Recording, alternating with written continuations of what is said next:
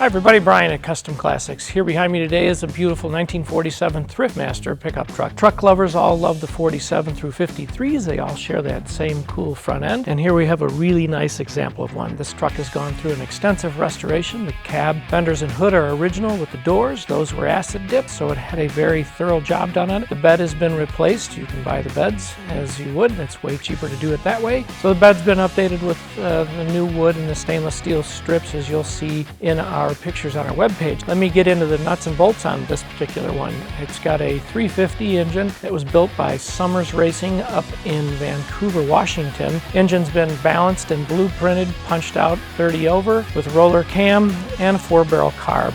It also has a 5-speed transmission. I've had this thing out on the road and it's very healthy. It is a snotty little motor. Has a 373 posi rear end that's on it. Truck's running on 17-inch American Racing 5-spoke wheels, as well as Falcon tires front and rear. As well as this whole frame, as you'll see in our pictures, that's been gone through, painted in a beautiful vibrant red. And underneath this thing, as you'll see, is very, very detailed. A lot of work went into this build. The inside is my favorite part on this thing. They use some very nice leather. When you open up the door, that leather smell hits you. Attention to detail, the door panels, they made some nice little saddlebag-like looks on the door. Those are very nice. The seat's comfortable.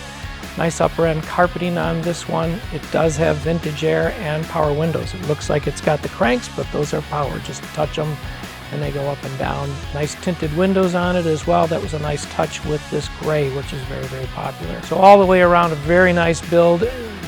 One that, as you would know, you probably couldn't build for a couple $100,000 and be waiting a year and a half to get done. Take a look on the webpage. If you've got any questions, give us a call. And if you see something there that I didn't mention, just ask. There's a really nice write-up on this truck that gives all the details. And don't forget to look us up on all our socials. Thanks for watching.